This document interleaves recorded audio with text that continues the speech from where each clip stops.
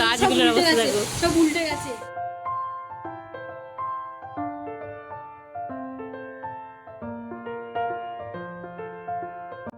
Hello সবাইকে, কেমন আছে সবাই? আশা করছি সবাই খুব ভালো আছে আর ঈশ্বরের কৃপায় আমরাও ভালো আছি। আজকে সকাল থেকে চা দিয়ে শুরু করলাম ব্লগটা। লিকার চা করছি, ওর জন্য চা বসিয়েছি আর মেয়েও একটু খাবে।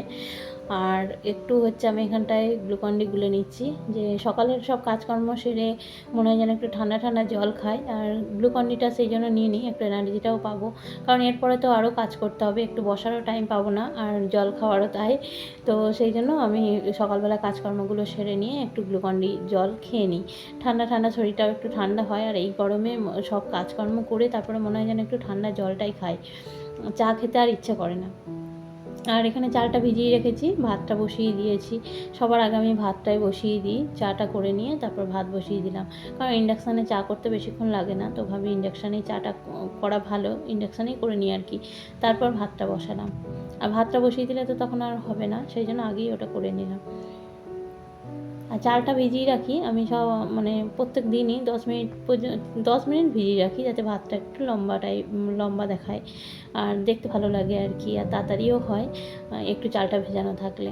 তো খুব বেশি টাইম না দিতে পারলেও 10 মিনিট টাইম আমি চালটা ভিজিয়ে রাখার চেষ্টা করি।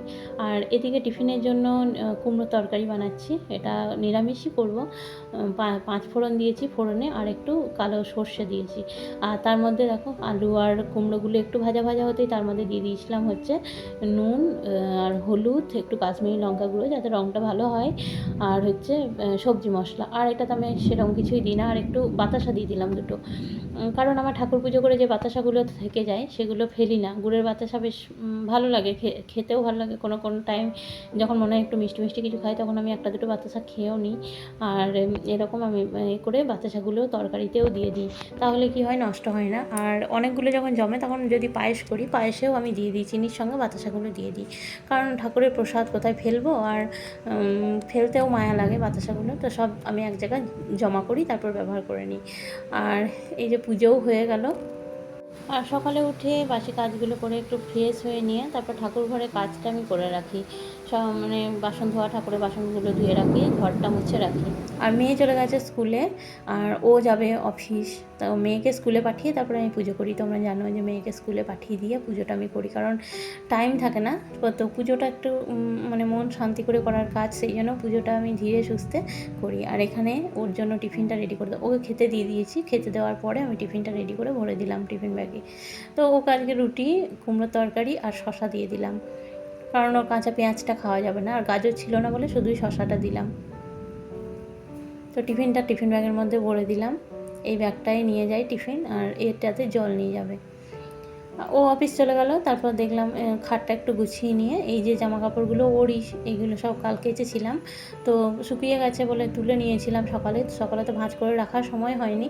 এখন দেখলাম হাতের কাজটা একটু কম আছে, তো এগুলোকে ভাঁজ করে ওর ওয়ার্ড্রপে রেখে দেবো, তাহলে এক জায়গায় রাখলে ও খুঁজবে না বারবার। তো এখানে স্যান্ডো গেঞ্জি তারপর মানে কলার দেওয়া যে গেঞ্জিগুলো, টি শার্ট, তারপর হচ্ছে এই যে ট্রাক স্যুটটা, এগুলো সব কালকে কাচা হয়েছিল, তো শুকিয়ে যাওয়ার পরে তুলে রেখেছিলাম, ভাঁজ করার সময়টা হয়নি, এখন সময়টা পেয়েছি, এখন নিয়ে গিয়ে রেখে দেবো ওর ওয়ার্ড্রপে। তো চলো নিয়ে যাই, ওই ঘরে রেখে দেবো। আর ওয়ার্ড্রপের এই দিকটা হচ্ছে ওর জামা কাপড় থাকে এগুলোতে, এই যে নিচে এগুলো সব আয়রন করে নিয়ে এসছে, রেখে দিয়েছে।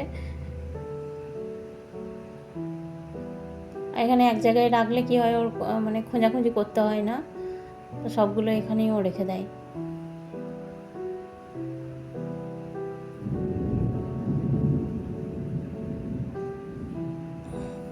এই গেঞ্জিটাও গুছিয়ে রেখে দিলাম।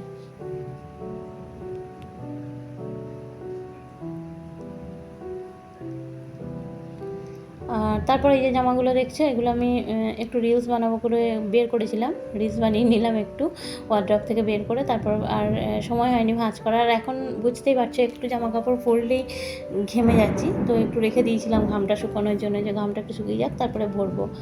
তো খাটের মধ্যে এইভাবেই পড়েছিল। আর আজকে যেহেতু সব কাজকর্ম হয়ে গেছে, ওরাও চলে গেছে, তো অনেকটা টাইম পেয়েছিলাম, তো ভাবলাম কয়েকটা রিলস বানিয়ে রেখে দিই, সেই জন্য জামাগুলো বের করেছিলাম। আর এটা হচ্ছে একটা ওয়ান পিস, এটা শান্তিনিকেতন থেকে নিয়ে এসেছিলাম, দেখিয়েছি হয়তো তোমাদেরকে আগে।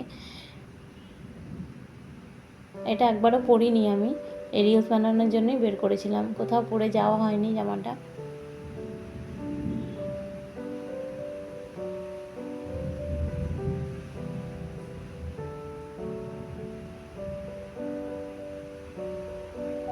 আর খাটটাও একটু গুছিয়ে নেবো।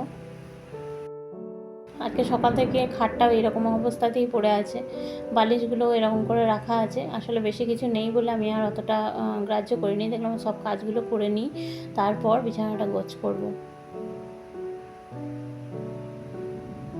তো মোটামুটি সব কাজ কমপ্লিট হয়ে গেছে, আর আমি এটা গুছিয়ে নিয়ে তারপরে ভাত খাবো। চানও হয়ে গেছে আমার, শুধু ভাতটা খেতে বাকি আছে। তো ওটা আমি এইগুলো করে নিয়ে, কাজকর্মগুলো সেরে নিয়ে তারপর ভাতটা খেতে বসবো।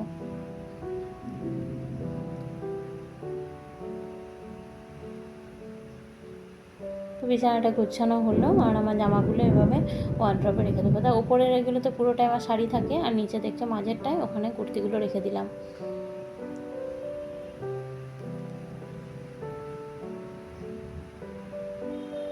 আর অ্যালোভেরা গাছটা এখানেই ভালো লাগে দেখতে, কিন্তু কি হয়, এই আয়নাটার ভিতরে যেগুলো আছে সাজের যে জিনিসপত্র বা ময়েশ্চারাইজার, তারপর সানস্ক্রিন, সবই মানে আয়না, চিরুনি যাই আছে সব ভিতরে আছে। গাছগুলোর অবস্থা দেখো, সব উল্টে গেছে, গাছের অবস্থা দেখো, গাছগুলো ওই গাছ থেকে নামিয়ে এসো না, কিছু হবে না, ওরা জল খাবে একটু, গাছগুলো একটু বাঁচছিল আমার।